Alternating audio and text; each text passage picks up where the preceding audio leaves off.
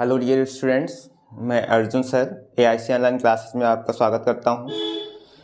आज हम लोग साइंस पे जो 20 नंबर का वैकल्पिक प्रश्न पूछा जाता है उससे संबंधित जो इम्पोर्टेंट क्वेश्चन है उसका अध्ययन करेंगे।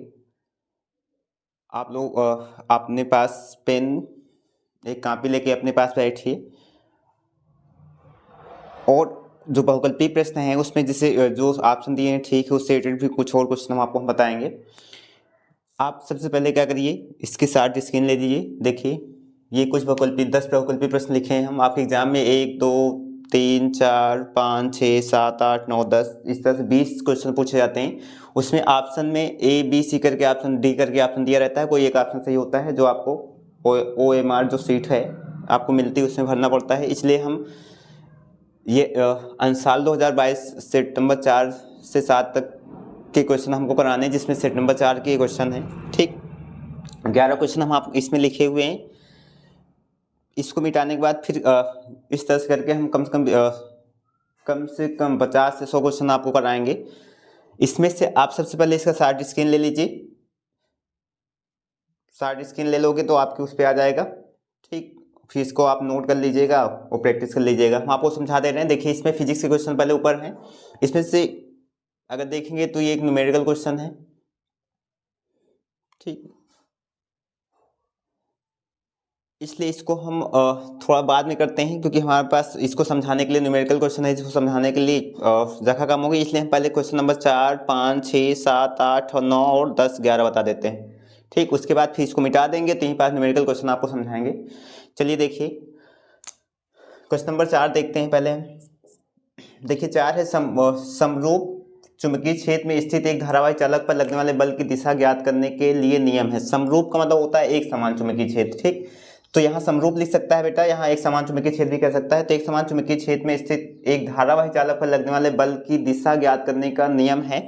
ऑप्शन है ओम का नियम, कूलाम का नियम, फ्लेमिंग के बाएं हाथ का नियम, फ्लेमिंग के दाएं हाथ का नियम। तो इसमें एक समान चुंबकीय क्षेत्र में स्थित धारावाही चालक पर लगने वाले बल की दिशा ज्ञात करने के नियम में जो नियम होता है फ्लेमिंग का बाएं हाथ का नियम। कौन सा ऑप्शन सही है बेटा? फ्लेमिंग के बाएं हाथ का नियम।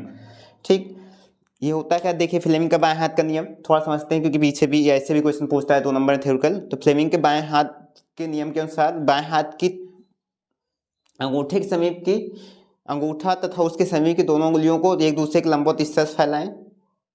ठीक, तो यदि ये जो बड़ी उंगली है, ठीक, जो मध्यिका उंगली है, ये इस धारा में चालक में बनने वाली धारा की दिशा को प्रदर्शित करे, तर्जनी जो उंगली है ये चुंबकीय क्षेत्र की दिशा को प्रदर्शित करे, तो अंगूठा इस चालक पर लगने वाले बल की दिशा को प्रदर्शित करता है। एक बार फिर समझाते हैं आपको।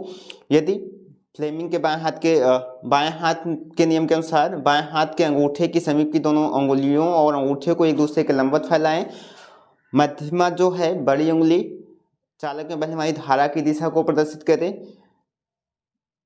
छोटी उंगली जिसे तर्जनी कहते हैं एक समान चुंबकीय क्षेत्र की दिशा को प्रदर्शित करेगी, तो अंगूठा चालक पर लगने वाले बल की दिशा को प्रदर्शित करता है। ठीक, तो इसलिए जब एक समान चुंबकीय क्षेत्र में कोई धारावाही चालक रखेंगे या समरूप चुंबकीय क्षेत्र में धारा तो फ्लेमिंग का बाएं हाथ का नियम लगाते हैं बल की दिशा ज्ञात करने के लिए। ठीक, अब इसी में एक क्वेश्चन और बन जाए। इसमें देखिए ऑप्शन कूलाम का नियम कोई दिशा नहीं ज्ञात करना, ओम का नियम, लेकिन फ्लेमिंग का दाएं हाथ का नियम अगर पूछ जिससे ये ऑप्शन कब सही होता?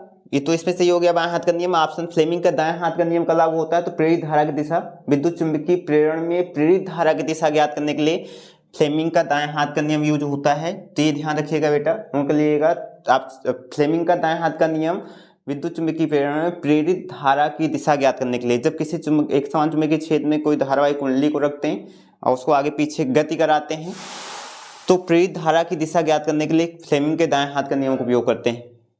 ठीक, तो बाएं हाथ का नियम एक समान चुंबकीय क्षेत्र में धारावाही चालक को रखने पर, और दाएं हाथ का नियम विद्युत चुंबकीय प्रेरण में प्रेरित धारा की दिशा ज्ञात करने के लिए फ्लेमिंग के दाएं हाथ का नियम का उपयोग करते हैं। चलिए ये हो गया। तो क्वेश्चन नंबर 4 में कौन सा ऑप्शन सही था? सी वाला ऑप्शन सही है। अब देखिए केमिस्ट्री क्वेश्चन है। बेरियम क्लोराइड है, BaCl2, सोडियम सल्फेट है, ये दोनों की क्रिया कराई जाती है तो बेरियम सल्फेट और सोडियम क्लोराइड प्राप्त होता है। कह रहे इस रासायनिक अभिक्रिया किस प्रकार की है? तो ध्यान से देखेंगे, इसमें दिया हमको ऑप्शन योग अपक्रिया, विस्थापन अपक्रिया, द्विविस्थापन अपक्रिया, अपघटन अपक्रिया। तो इसमें द्विविस्थापन अपक्रिया है। कौन सी अपक्रिया है ये? द्विविस्थापन अपक्रिया है, हमको दे रखा है द्विविस्थापन अपक्रिया। ठीक, कैसे द्विविस्थापन अपक्रिया होगी? चूंकि देखिए इसमें ये आपस में एक्सचेंज हो रहे हैं, जैसे क्लोरीन, ये आपस में देखिए एक दूसरे को एक्सचेंज कर रहे हैं। ठीक, सल्फेट बेरियम के साथ और क्लोरीन क्या है, सल्फेट के साथ जा रहा है। इस तरह से बेरियम सल्फेट प्राप्त हो जा रहा है और इधर क्या है, सोडियम क्लोराइड प्राप्त हो जा रहा है। तो ये कौन सी क्रिया है? द्विविस्थापन क्रिया है। ठीक, चलिए देखिए क्वेश्चन नंबर 6 देखते हैं। लेड नाइट्रेट का सूत्र है, तो देखिए PbNO3 taken twice, PbNO3 taken NO2 taken 2, PbNO2। तो इसमें देखिए नाइट्रेट, लेड नाइट्रेट, लेड क्या होता है? Pb होता है, नाइट्रेट का होता है NO3 होता है। अगर हम देखेंगे लेड Pb पे +2 आयन होता है और नाइट्रेट पे NO3 होता है, इस पे -1 आयन होता है। इस स्थिति में अगर देखेंगे तो इसका जो 2 आयन है नाइट्रेट के साथ जाएगा, एक इसके साथ आएगा। तो इसमें से देखिए बेटा कौन सा ऑप्शन सही है? बी वाला ऑप्शन सही है, PbNO3 का टेकन ट्वाइस। ठीक, क्योंकि इसका धन आयन इसके साथ जाएगा तो ये टेकन ट्वाइस बनाएगा। तो इसमें कौन सा ऑप्शन सही है? बी। ठीक, चलिए क्वेश्चन नंबर 7 देखते हैं। एथेनोइक अम्ल का सूत्र है, एथेनोइक अम्ल। अब ओइक अम्ल कब जुड़ता है? जब आपको हम देखो आईपीसी पढ़ा है, जब COOH समूह उपस्थित होता है, तो ये तो होगा नहीं। ठीक, ये एथेनोइक अम्ल नहीं होगा। COOH समूह इसमें है, COOH समूह इसमें, इसी में ओइक अम्ल जुड़ेगा क्योंकि COOH समूह उपस्थित है। आईपीसी में आपको हमने पढ़ाया था। एथेनोइक कहा तो एथेन कितने कार्बन से होता है? 2 कार्बन से होता है। ठीक, तो एथेनोइक अम्ल चेक करेंगे इसमें, जिसमें 2 कार्बन है। तो 2 कार्बन देखिए इसमें 2 1 3 कार्बन है, तो ये नहीं है। एक ही कार्बन ये भी नहीं है, देखिए इसमें 2 कार्बन है। ठीक, तो इसलिए ये डी वाला ऑप्शन सही है, CH3COOH, ये एथेनोइक अम्ल का सूत्र है। ठीक, एथेनोइक अम्ल का सूत्र है। और इसको इसका साधारण नाम क्या है? एसिटिक अम्ल है। साधारण नाम क्या है बेटा इसका? CH3COOH का एसिटिक अम्ल है। और ये सिरके का सूत्र भी है। अगर आपसे पूछ ले कि सिरके का सूत्र क्या होता है, CH3COOH, एसिटिक अम्ल का सूत्र क्या होता है, CH3COOH, और यही इसी का आईपीसी नाम क्या होता है, CH3OH का? एथेनोइक अम्ल। तो यहाँ इसका आईपीसी नाम दिया है। ये तो इस ऑप्शन की बात होगी कि इसमें ये सही है, लेकिन जैसे इसी में एथेनोइक के स्थान पे आपसे प्रोपेनोइक अम्ल ऑप्शन पूछा होता, क्या पूछा होता बेटा? देखिए मिटा रहे हैं, यहाँ क्या पूछा होता? प्रोपेनोइक। तो प्रोपेनोइक का ऑप्शन पूछा होता है, तो फिर देखिए प्रोपेनोइक कह रहा है, प्रोपेन इन 3 कार्बन होने चाहिए। COOH के में देखिए COOH है 1 3, तो प्रोपे ये किसका सूत्र है? प्रोपेनोइक अम्ल का। ठीक, ये प्रोपेनोइक अम्ल का है। और इसके पहले ये जो था एथेनोइक अम्ल का सूत्र था, तो हम इसको फिर बना देते हैं ये, क्योंकि इसमें एथेनोइक पूछा था। तो एथेनोइक अम्ल का सूत्र ये ऑप्शन सही है। लेकिन अगर आपसे प्रोपेनोइक पूछता तो प्रोपेनोइक अम्ल का सूत्र क्या होता है? C2H5COOH, ये प्रोपेनोइक होता। इसी में अगर आपसे मेथेनोइक पूछा होता तो 1 कार्बन मेथेन से, तो ये क्या है? मेथेनोइक अम्ल। ठीक, और ये तीनों ओइक अम्ल ही थे। ये ऑप्शन के अनुसार एथेनोइक अम्ल था, ये जो सही था। अगर मेथेनोइक आपसे पूछा होता तो HCOOH होता, प्रोपेनोइक अम्ल पूछा होता C2H5COOH होता। ठीक, ये वाला जो ऑप्शन है अगर इसको देखेंगे तो ये भी कार्बनिक यौगिक है, तो ये क्या है? मेथेनल है, मेथेनॉल या मेथिल अल्कोहल साधारण नाम में। ठीक, तो ये ओइक अम्ल का नहीं था, क्योंकि OH समूह है तो आल जुड़ता है। आईपीसी में आपको समझाए थे, तो इसका आईपीसी नाम प्रोपेनोइक अम्ल, इसका मेथेनोइक अम्ल, इसका क्या है? मेथेनॉल। ठीक, ऑप्शन जो था एथेनोइक अम्ल का कौन सा सही है? CH3COOH। चलिए, जठर रस स्रावित करने वाली ग्रंथियां उपस्थित रहती हैं, जठर रस स्रावित करने वाली ग्रंथियां उपस्थित रहती है। अमाशय दिया ऑप्शन ए, बी में क्षुद्रांत दिया है, सी में यकृत दिया है, डी में क्या है? बृहत। तो जठर रस स्रावित करने वाली जो ग्रंथियां होती हैं वो उपस्थित होती है किसमें बेटा? अमाशय में। तो कौन सा ऑप्शन सही है इसमें? ए वाला। ध्यान रखिएगा, जठर रस स्रावित करने वाली ग्रंथियां उपस्थित होती है किसमें? अमाशय में। क्षुद्रांत छोटी आंत भोजन को पचाने का कार्य करता है। ठीक, बड़ी आंत में भोजन पचने बार जाता है तो सीकम के माध्यम से उसके जो पौष्टिक तत्व है उसका स्वांगीकरण होता है, शोषण होता है। तो अमाशय क्या है? जठर रस स्रावित करने वाली जठर ग्रंथियां उपस्थित रहती हैं अमाशय में। यहीं पास ये कृत का जो कार्य होता है इसमें कौन सा रस स्रावित होता है बेटा? पित्त। कौन सा रस स्रावित होता है? पित्तरस। जैसे पूछ ले पित्तरस किसमें स्रावित होता है आपसे, ये तो ऑप्शन वाला बता दिए हम आपको। तो पित्तरस किसमें स्रावित होता है? एक कित में। और ये एकत्रित कहाँ होता है स्रावित होने के बाद? तो पित्ताशय में एकत्रित होता है। तो एक ऑप्शन क्वेश्चन आपसे ये भी पूछ सकता है, तो पित्तरस का स्राव किसमें होता है, किससे होता है, किस अंग से? यकृत से। और ये एकत्रित कहाँ रहता है? पित्ताशय में। ठीक, चलिए भोजन में जाइलम का कार्य होता है। क्वेश्चन क्या है? भोजन में जाइलम। जाइलम क्या है? एक प्रकार का ऊतक है। ठीक, जाइलम एक प्रकार का क्या है? ऊतक है। इसका क्या कार्य होता है? तो पौधों में जाइलम का कार्य, इसमें ऑप्शन दिया है ऑक्सीजन का वहन, भोजन का वहन, एमिनो अम्ल का वहन, जल व खनिज लवणों का वहन। तो जाइलम क्या करता है? ये वाला ऑप्शन सही है, डी वाला, जल व खनिज लवणों का वहन करता है। ठीक, पौधों में जाइलम का कार्य क्या होता है? जल व खनिज लवणों का वहन करना होता है। पृथ्वी से जल और खनिज लवणों को वो पौधों के प्रत्येक अंगों तक पहुंचाने का कार्य करता है, इसलिए वहन का मतलब ले जाना। ठीक, एक स्थान दूसरे स्थान तक स्थानांतरित करना।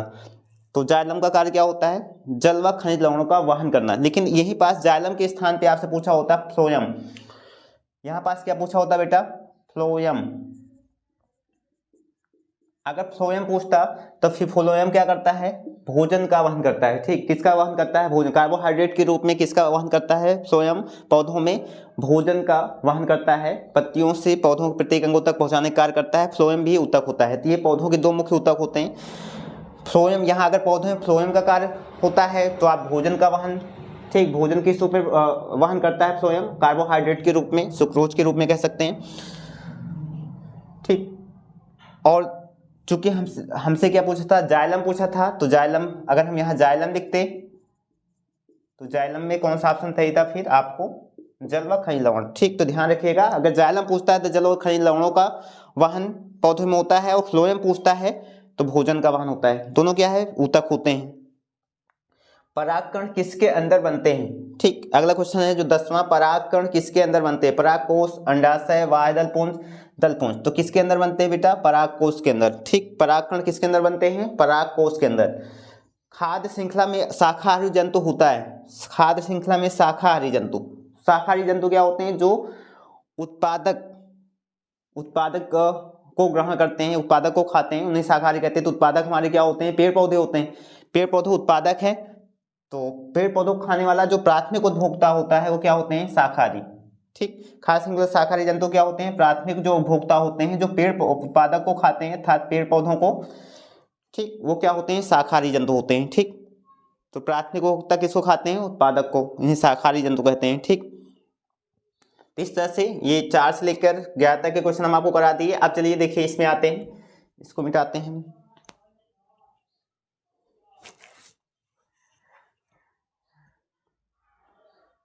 कहाँ रख दिए मिटाने वाला?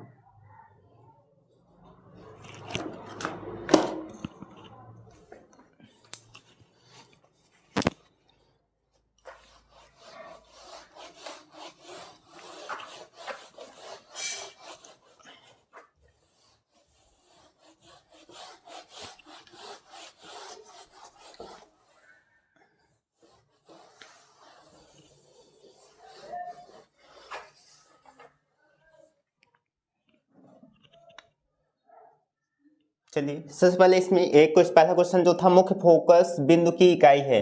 मुख्य फोकस बिंदु की इकाई है। तो इसमें दिए ऑप्शन में ए में मीटर, बी में वर्ग मीटर, सी में प्रति मीटर और डी में इनमें से कोई नहीं। ठीक, तो इसमें जो सही ऑप्शन है ये इनमें से कोई नहीं, डी ऑप्शन सही है, इनमें से कोई नहीं। ठीक, अब आपको एक कंफ्यूजन हो सकता है फोकस की दूरी, फोकस की का, जैसे मुख्य फोकस की बात करते हैं, फोकस दूरी का मात्रक मीटर होता है, लेकिन इसने कहा मुख्य फोकस बिंदु, यानी फोकस बिंदु की बात कर रहा है। फोकस बिंदु को कोई किसी बिंदु की का कोई मात्रक नहीं होता है। ठीक, इसलिए कोई मात्रक नहीं होगा। लेकिन यही पास मुख्य फोकस दूरी पूछा होता है, बिंदु के स्थान पे क्या लिखा होता है? दूरी। इसमें से फिर कौन सा ऑप्शन सही होता है बेटा? ए। ठीक, बिंदु के स्थान पे सिर्फ क्या पूछा, इसको हटा के क्या पूछा होता है? मुख्य फोकस दूरी की इकाई है। तो फिर क्या लिखते हैं? मीटर, या फिर यहाँ सेंटीमीटर लिखा होता। तो इसमें फिर ए ऑप्शन सही हो जाता है। ध्यान रखिएगा, मुख्य फोकस बिंदु पूछता है तो मुख्य फोकस जो बिंदु होता है किसी बिंदु का कोई मात्रक नहीं होता, इसलिए इसमें कोई ऑप्शन नहीं होगा। लेकिन अगर मुख्य फोकस दूरी आपसे पूछता तो फिर इसमें कौन सा ऑप्शन सही होता? मीटर। ठीक, और वर्ग मीटर क्षेत्रफल का मात्रक, प्रति मीटर आवृत्ति का मात्रक है, तो ये दोनों होंगे नहीं। ठीक, सॉरी, प्रति मीटर आवृत्ति का मात्रक नहीं है, लेकिन वर्ग मीटर क्षेत्रफल का है, तो इनमें से कोई नहीं। जब पूछेगा मुख्य फोकस बिंदु की इकाई है, लेकिन अगर मुख्य फोकस दूरी पूछ लिया तो फिर क्या, ये वाला ऑप्शन सही होता। चलिए, एक पारदर्शी माध्यम से दूसरे पारदर्शी माध्यम प्रवेश करने पर एक प्रकाशीय किरण के अपवर्तन कोण का मान आपतन कोण की तुलना में कम होता है यदि कौन कम है, अपवर्तन कोण R कम होगा किसकी तुलना में, आपतन कोण I की तुलना में। ठीक, तो देखिए प्रकाश के अपवर्तन की घटना में जब प्रकाश एक माध्यम से दूसरे पारदर्शी माध्यम प्रवेश कर रहा है तो प्रकाश का क्या कहलाता है, अपवर्तन कहलाता है, और प्रकाश अपने मार्ग से विचलित होता है। इसने क्वेश्चन पूछा है कि आपतन कोण जो R है कम होगा किसके अपेक्षा, सॉरी, अपवर्तन कोण R कम होगा किसके अपेक्षा, आपतन कोण I के अपेक्षा। तो ये कब होता है, जब प्रकाश क्या है, विरल से सघन माध्यम में प्रवेश करे। जब प्रकाश विरल से किसमें प्रवेश करे, सघन माध्यम में। ठीक, क्योंकि जब प्रकाश विरल से सघन माध्यम प्रवेश करता है बेटा तो ये अवलंब की ओर झुक जाता है, तो R का कम होगा किसके, I के अपेक्षा। ठीक, तो इसमें कौन सा ऑप्शन सही है, देखिए सघन माध्यम से विरल माध्यम में, नहीं, ए वाला नहीं सही है, विरल से सघन माध्यम में, तो बी वाला ऑप्शन सही है। ठीक, जब भी अपवर्तन कोण कम होगा आपतन कोण से तो हमेशा प्रकाश विरल से किसमें प्रवेश करेगी, सघन में। और यहाँ एक क्वेश्चन पूछता है, जब प्रकाश विरल से सघन माध्यम में प्रवेश होती है तो उसका विचलन, ठीक, किसकी ओर होता है, अभिलंब की ओर होता है। वो प्रकाश किरण क्या है, अभिलंब की ओर झुकती है। उस स्थिति में R कम होगा किससे, I से। तो ऑप्शन कौन सा सही है, विरल से सघन माध्यम में जा रही हो प्रकाश। लेकिन इसी में उल्टा पूछा होता कि तुलना में, जैसे यहाँ कम लिखा था, कम के स्थान पे क्या लिख देता, अधिक होता है, तो इसका मतलब R अधिक दिखाना होता I, और R अधिक तब होता है जब प्रकाश क्या है, सघन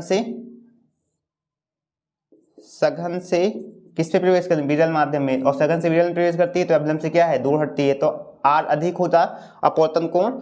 ठीक, ये क्वेश्चन उलट के भी पूछ सकता है, तो ध्यान रखिएगा।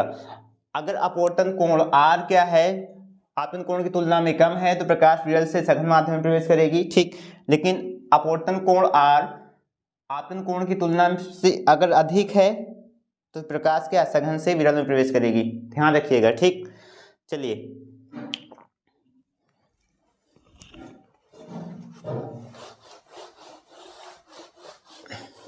अब एक क्वेश्चन और बचा हमारा। तो फिर अगर अधिक की स्थिति में फिर कौन सा ऑप्शन सही हो जाता है हमारा, सघन से विरल, आए वाला आप सही हो जाता है, तो इसलिए ध्यान रखिए कम के लिए बी सही है। ठीक, तीसरा देखिए, प्रतिरोध R के किसी तार के टुकड़ों को 3 बराबर भागों में काटा जाता है। इन टुकड़ों को फिर समांतर क्रम में संयोजित कर देते हैं। यदि संयोजन तुल्य प्रतिरोध R डैश है तो R अपान R डैश का मान। ठीक, तो हमारे पास एक तार है, इसका प्रतिरोध क्या है, R है टोटल प्रतिरोध। इसको 3 समान भागों में हम डिवाइड करते हैं।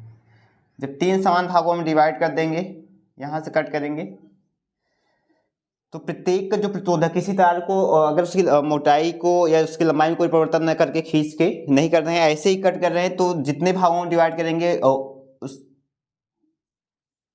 वो तार उसके उतने गुना क्या हो जाता है, कम हो जाता है उसका प्रतिरोध। जैसे इसका 1/, क्या हो जाएगा R, इसका भी 1/, R हो जाएगा, इसका भी 1/, क्या हो जाएगा, R हो जाएगा। ठीक, 3 भाग में डिवाइड करेंगे तो ध्यान रखिएगा, क्योंकि जो L/A होता है, ये इस स्थिति में जब हम प्रतिरोध की बात करेंगे तो प्रतिरोध हर स्थिति में क्या हो जाएगा, प्रत्येक भाग में बढ़ जाएगा। जिससे इसने कहा 3 बराबर भाग में डिवाइड करते हैं, तो इस तरह से 3 भाग में बढ़ जाएगा, 1/R। ठीक, 3 बराबर भाग में बटेगा। ठीक,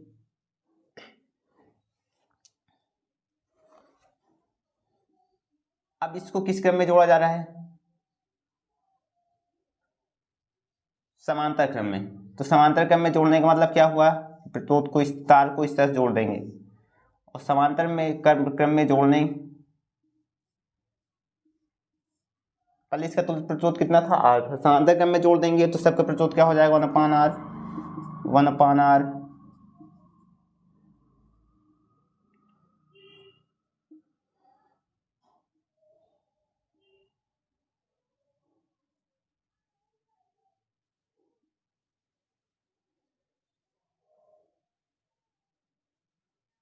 प्रत्येक का प्रतिरोध 3 भाग में इसको डिवाइड कर रहे हैं, टोटल कितना था r अपान 3, सॉरी r अपान क्या हो जाएगा 3 सबका, प्रत्येक का r अपान क्या हो जाएगा 3 भाग में बढ़ जाएगा। ठीक,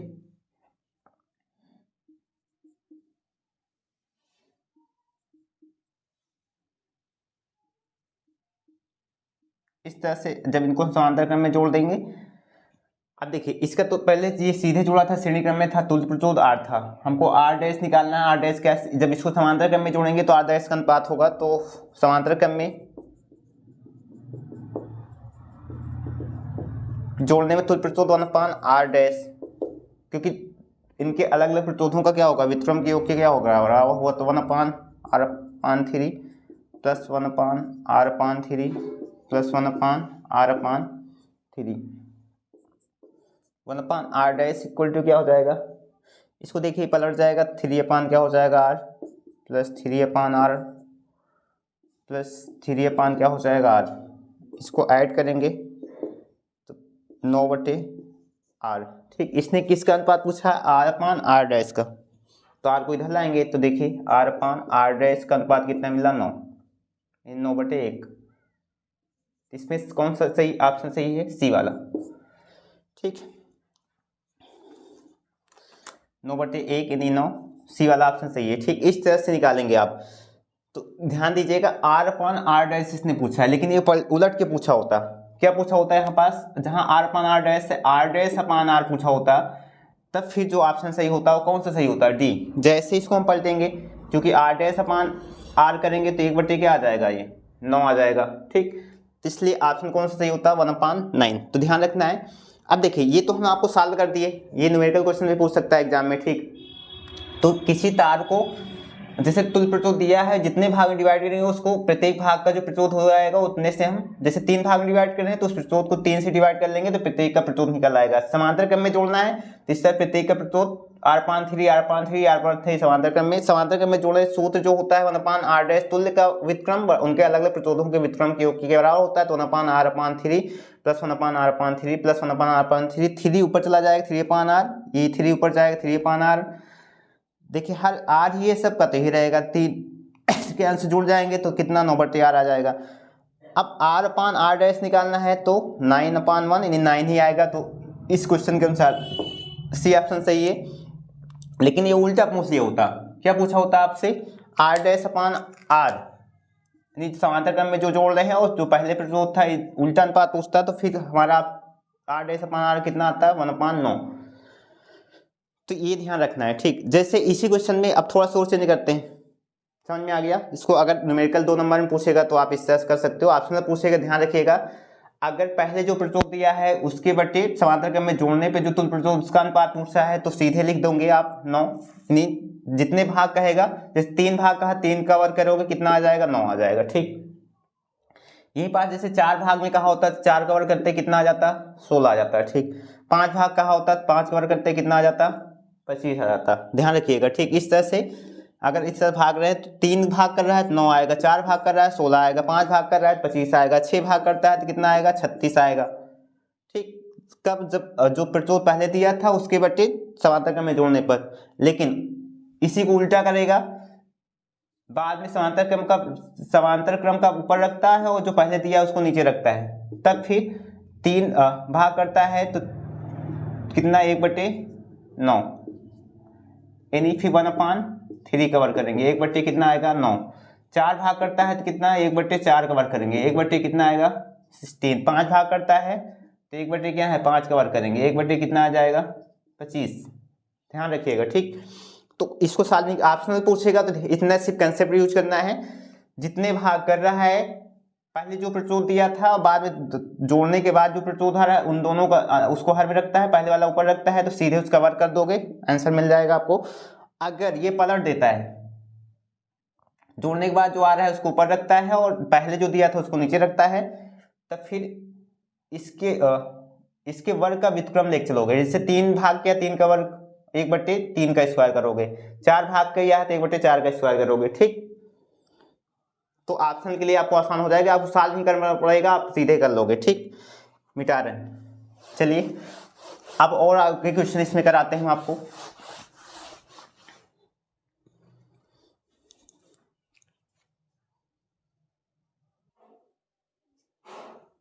चलिए आइए आगे क्वेश्चन करते हैं हम लोग। देखिए क्वेश्चन 11 तक उसमें हुआ था पीछे, 12 से लेकर इसमें 24 तक करेंगे। सबसे पहले इसमें हम आपको टिक कर देते हैं ताकि आप सारे डिसीजन ले लीजिए, उसके बाद फिर हम आपको और समझाएंगे। ठीक, तो जैसे सबसे पहले देखिए वक्ता त्रिज्या का मात्रक होता है। वक्ता त्रिज्या का मात्रक इसमें दिया है मीटर, सेंटीमीटर, मिलीमीटर, इसमें से सभी। तो वक्ता त्रिज्या एक प्रकार क्या होती है, दूरी होती है। तो मीटर भी दूरी का मात्रक है, सेंटीमीटर भी दूरी का मात्रक, मिलीमीटर भी दूरी का मात्रक है। इसका मतलब इसमें से ये तीनों ऑप्शन सही है, इसलिए क्या है डी वाला सही आप टिक करोगे। कौन सा सही टिक करोगे, डी, इनमें से सभी। क्योंकि वक्ता त्रिज्या दूरी होती है तो मीटर, सेंटीमीटर, मिलीमीटर ये क्या है सभी इसके मात्रक होंगे, तो इनमें सभी सही है। वैद्युत धारा का मापन किया जाता है। इसमें देखिए ऑप्शन दिया है ए वोल्ट मीटर, बी अमीटर से, गैल्वेनोमीटर से, ऊर्जा मीटर से। ठीक, तो इसमें से जो विद्युत धारा का मापन होता है वो अमीटर होता है। ठीक, विद्युत धारा जो मापन होता है किससे होता है, मीटर से। तो बी वाला ऑप्शन सही है। धावन सोडा का रासायनिक सूत्र है, धावन सोडा का रासायनिक सूत्र है, जिसे कपड़ा धोने का पाउडर भी कहते हैं। तो धावन सोडा का रासायनिक सूत्र सी वाला ऑप्शन सही है आपका, sodium carbonate decahydrate Na2CO3 10H2O, ये इसका सूत्र होता है धावन सोडा का। तो इसमें सी वाला ऑप्शन सही है। 1 विलियन नीले लिटमस को लाल कर देता है, इसका पीएच मान है। तो नीले लिटमस को लाल कर रहा है, कोई विलियन नीले को लाल में परिवर्तित करेगा तो विलियन क्या होता है, अम्लीय होता है। ठीक, विलियन क्या होता है, अम्लीय। और पीएच मान जो अम्लीय विलियन पीएच मान 7 से कम होता है, इसलिए इसमें कौन सा ऑप्शन सही होगा, ए वाला 6। ठीक, 7 8 7 उदासीन होता है, 8 9 पे क्या है, तो इसलिए ए वाला ऑप्शन सही है। निम्न में से किस कार्बनिक यौगिक में कीटोनिक समूह उपस्थित है। कीटोनिक समूह क्या होता है, सीओ, जो दो हाइड्रोकार्बन के बीच में सीओ समूह उपस्थित हो। तो ध्यान से देखेंगे COOH है, यहाँ देखिए यहाँ पास सीओ है। इसमें क्या है, सी वाले में CH3 CHO है, यहाँ पास क्या है CHOOH है।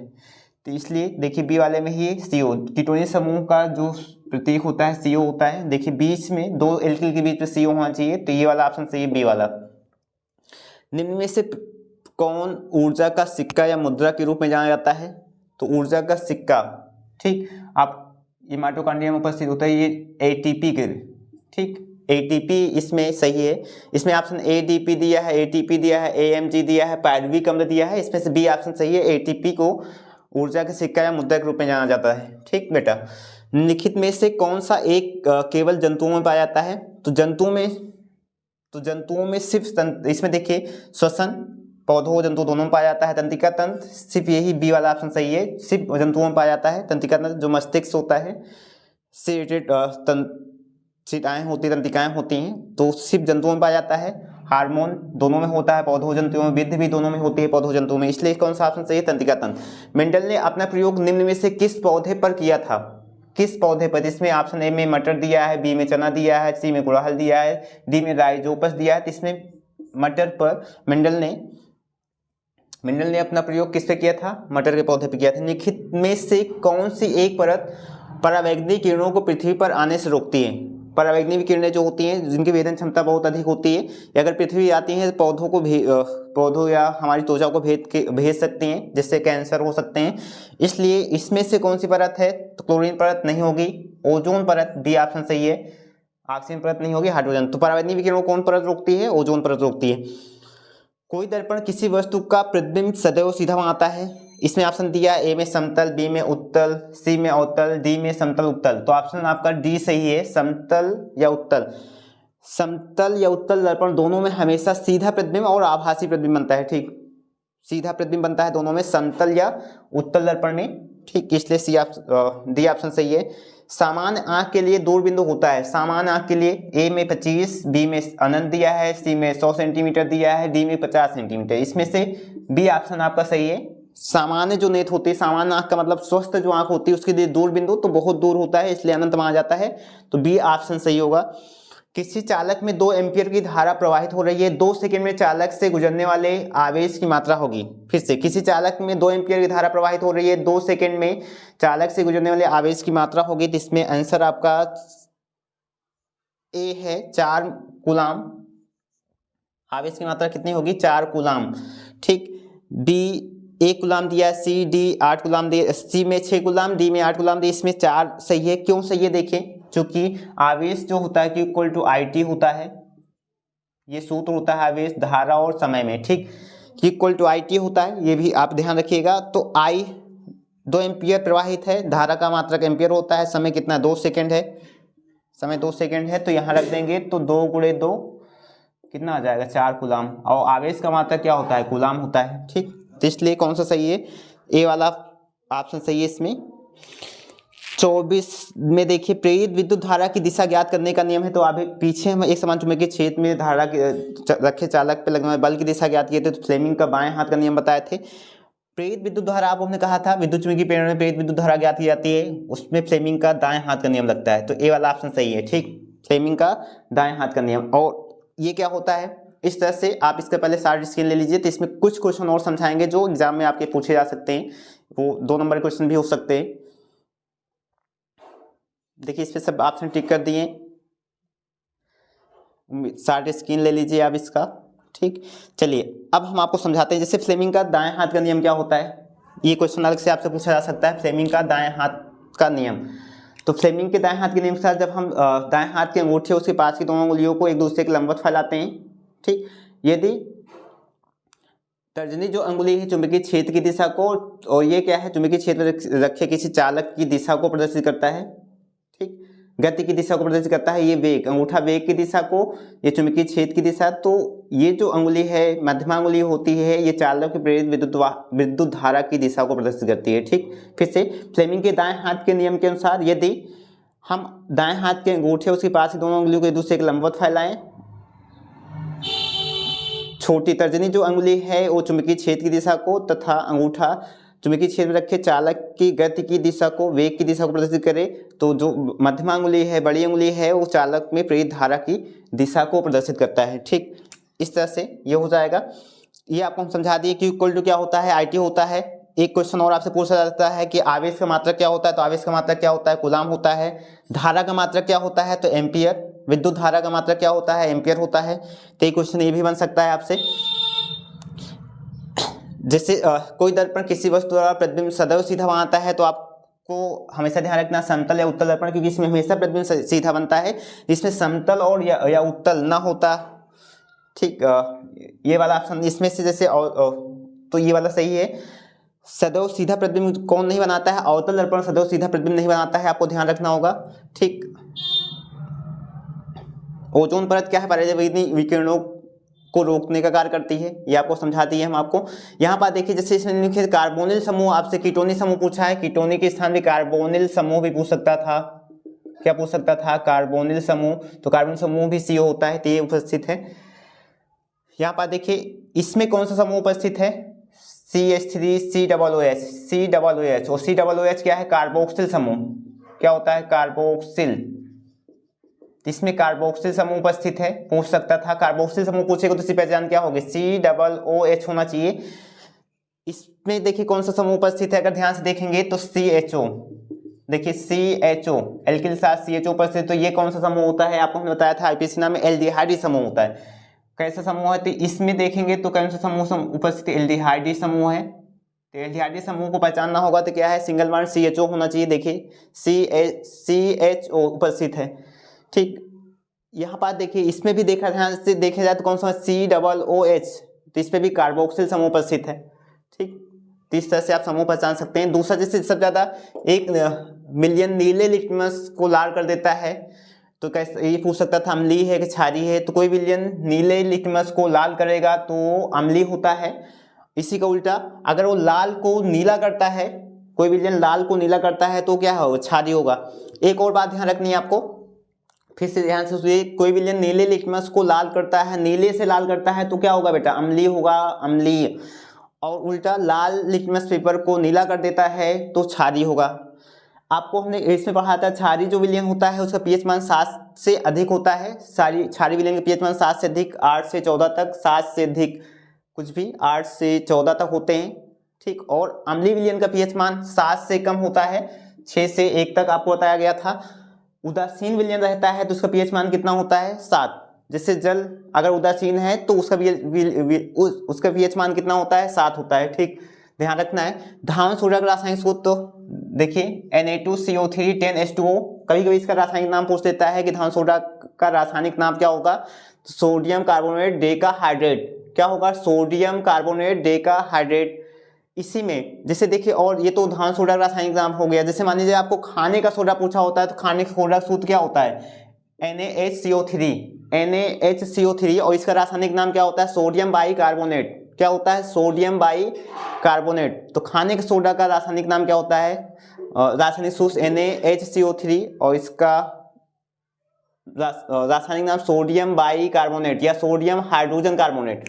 ठीक, NaOH क्या है, कास्टिक सोडा है। सोडियम हाइड्रॉक्साइड कास्टिक सोडा है, इसको कास्टिक सोडा के नाम से आपसे क्वेश्चन पूछे, कास्टिक सोडा का सूत्र बताइए, तो सोडियम हाइड्रॉक्साइड NaOH। यहाँ पर देखिए एक और लिखा हुआ है डी में, CaOCl2। ये किसका रासायनिक सूत्र है, विरंजक चूर्ण का। किसका, विरंजक चूर्ण का, विरंजक चूर्ण का। इसका रासायनिक नाम क्या है, कैल्शियम हाइपोक्लोराइट। इसका रासायनिक नाम क्या होता है, कैल्शियम हाइपोक्लोराइट। विरंजक चूर्ण का रासायनिक सूत्र CaOCl। ठीक, और इसका रासायनिक नाम क्या होता है, कैल्शियम हाइपोक्लोराइट। इस तरह से आप कुछ और इंपॉर्टेंट क्वेश्चन हम आपको समझाए हैं, आप इसको देख लीजिए रिवाइज करके। ये भी पूछा जा सकता है आपसे। हाँ, एक क्वेश्चन और पूछा जा सकता है, जिससे ADP का पूरा नाम, ADP का पूरा नाम। तो ADP का पूरा नाम क्या होता है बेटा, एडिनोसिन डाइफास्फेट। क्या, एडिनोसिन डाइफास्फेट, ADP का पूरा नाम एडिनोसिन डाइफास्फेट। इसी तरह से ATP का पूरा नाम आपसे पूछ सकता है, ATP का पूरा नाम। तो ये क्या होता है, adenosine triphosphate, triphosphate, adenosine triphosphate. ATP का पूरा नाम क्या होता है बेटा, एडिनोसिन ट्राइफास्फेट, T से ट्राइफास्फेट, और ADP का पूरा नाम क्या होता है, एडिनोसिन डाइफास्फेट। ठीक, एक क्वेश्चन और जैसे आपसे पूछा जा सकता है, जैसे ऊर्जा ग्रह किसे कहते हैं, पावर हाउस किसे कहते हैं, ऊर्जा का घर या पावर हाउस किसे कहते हैं। तो माइटोकॉन्ड्रिया को आपको याद रखना है, किसको पावर हाउस कहते हैं या ऊर्जा ग्रह या घर कहते हैं, माइटोकॉन्ड्रिया को। ठीक, चलिए ये क्वेश्चन हुए, उम्मीद करेंगे आप इसको क्लियर करेंगे।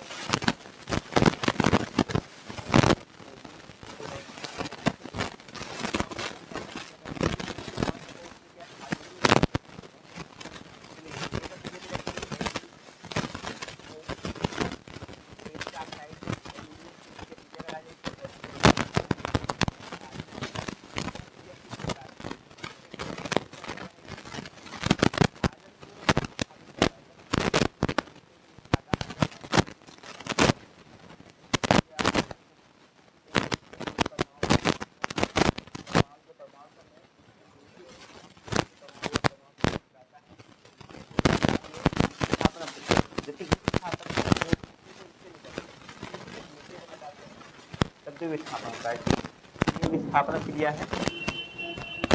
फिर एक जो हो गया एल्युमिनियम की सतह पर ऑक्सीजन पन्ना कहलाता है तो एनोडीन कहलाता है। एल्यूमिनियम की सतह पे ऑक्सीजन परत का बनना क्या कहलाता है, एनोडीन कहलाता है।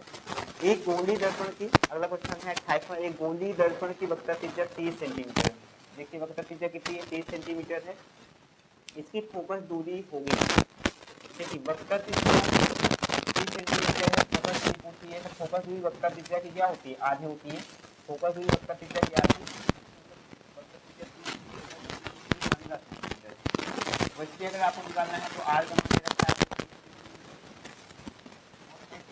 संबंध होता है 4 आर में एक के द्वारा 5 बराबर कितना होता है 15 ये संबंधित पूछ देता है एक बराबर आर अपान 2 या फिर आपसे पूछ सकता है आर इक्वल टू क्या लिख सकते हो 2f।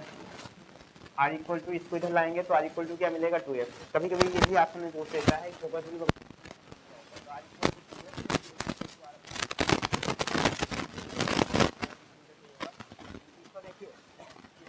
आभासी सीधा और बड़ा प्रश्न प्राप्त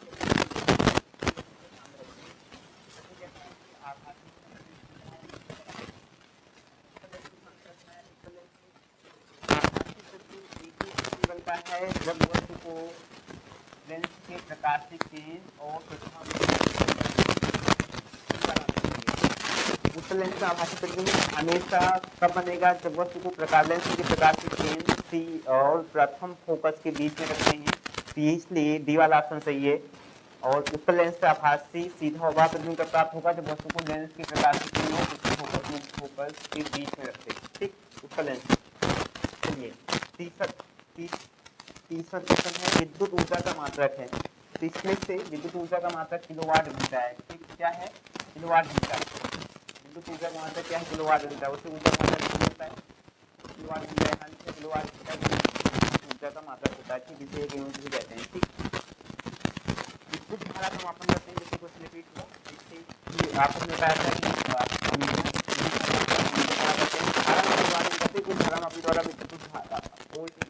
वोल्ट मीटर बनाया जाता है धरामापी से और अमीटर बनाया जाता है, तो दोनों का मापन करता है धरामापी। इसलिए विद्युत धारा का मापन कौन करता है, अमीटर। कार्बन परमाणु की संयोजकता, कार्बन की परमाणु की संयोजकता कितनी होती है, आपको पता है कितनी होती है, 4 होती है, क्योंकि इसके अंतिम कोष्ठक कितने काम होते हैं, 4 होते हैं, क्योंकि कार्बन परमाणु 6 होता है और अंतिम 2,4 संयोजकता कार्बन परमाणु कितनी होती है, 4 होती है। कैल्शियम फास्फेट का सूत्र है, इसे देखिए सही है, कैल्शियम से दूसरा रसायन चाहिए, रसायन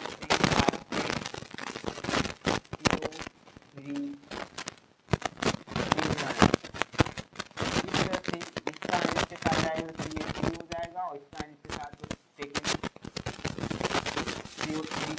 हो जाएगा। तो कौन सा आसन सही है, ये आपस में आने की जुड़ान आएगा तो इसके साथ और इसके साथ जाएगा। ये कैल्शियम फास्फेट का सूत्र है। रासायनिक समीकरण सोडियम क्लोराइड जो जलीय होगा, H2SO जलीय है और H2SO कम होता है। इनके जलीय में दे रखे हैं, क्रिया करते हैं तो बेगनीय और हाइड्रोजन प्राप्त होता है। इसमें से कर रहा है कौन सा क्रिया है, योगात्मक नहीं है, योगात्मक करना चाहिए था, जो कि निराकरण क्रिया नहीं है और इनमें से कोई नहीं, तो ये अब देखिए इसको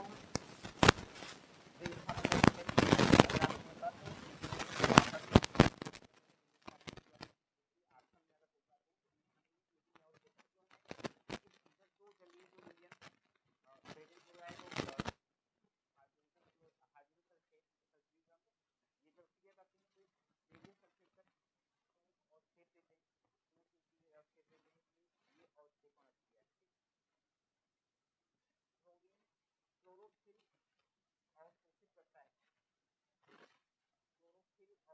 का सूचना प्रोवाइड करने वाले वैज्ञानिक का नाम है, जैव विकास के सिद्धांत को प्रतिपादित करने वाले वैज्ञानिक का नाम चार्ल्स डार्विन। नाम दे रखिए, Charles Darwin, Richard Mendel, Justin Charles Darwin जैव विकास के सिद्धांत को प्रतिपादित करने वाले वैज्ञानिक का नाम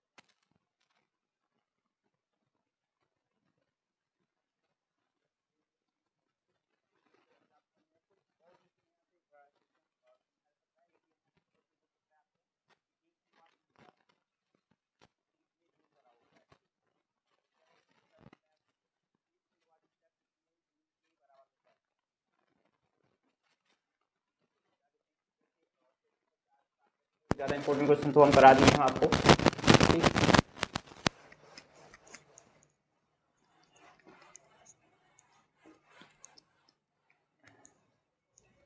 आपसे हमने कहा 1 किलोवाट घंटा कितने जूल द्वारा होता है, ठीक।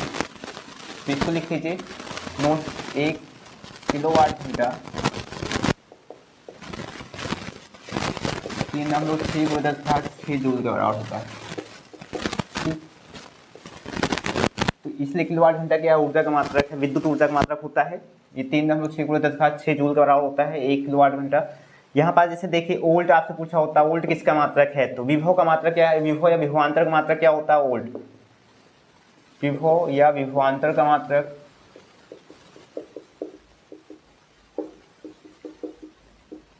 क्या होता है, वोल्ट। वाट किसका मात्रक है,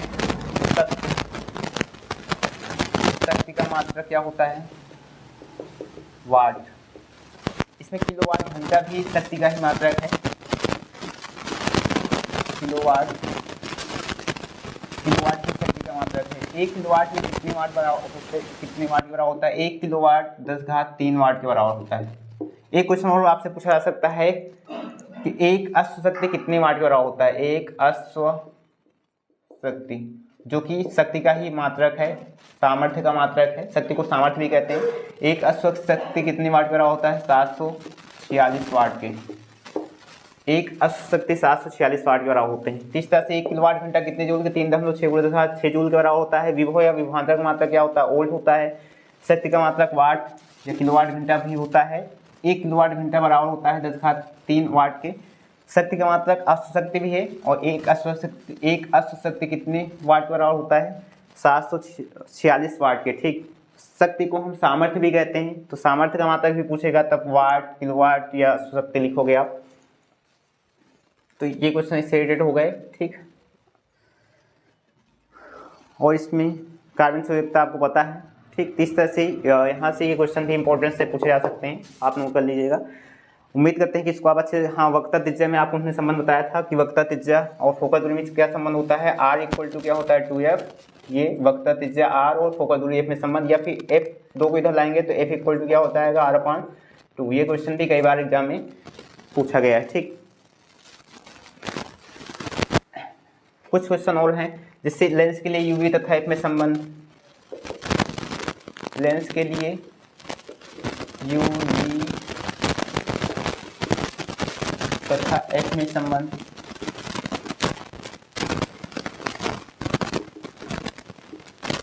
लेंस के लिए संबंध क्या होता है, 1/v - 1/u = 1/f। लेंस के लिए ये संबंध है। और देखिए दर्पण के लिए पूछता है किस है, उत्तल या अवतल, किसी भी लेंस के लिए संबंध है। दर्पण के लिए uv तथा f में संबंध 1/u + 1/v = 1। इसमें प्लस होता है, ध्यान रखिएगा, और u पहले रहता है। तो ये दर्पण के लिए संबंध, दर्पण वाले में प्लस रहेगा, इसमें क्या रहता है, माइनस रहता है, ठीक। तो ये संबंध होते हैं, एग्जाम में ऐसे ही पूछ लेता है आपसे, ये नोट कर लीजिएगा। ठीक, चलिए ये कर दिए। इसमें कुछ और ये आपको हम 38 वैकल्पिक प्रश्न दिए हैं, इससे रिलेटेड और भी जो चीज़ें थी आपको हमने बताई हैं। एक वीडियो और डालेंगे, उसमें भी लगभग 25-30 जितने भी हो सकते हैं संभावित जो क्वेश्चन होंगे, ज़्यादा से ज़्यादा एग्जाम पूछे आते हैं, वो डाल देंगे हम आपको। इस तरह से 20 नंबर का आप कर सकते हो। ठीक, जय हिंद, फिर मिलेंगे अगले वीडियो में।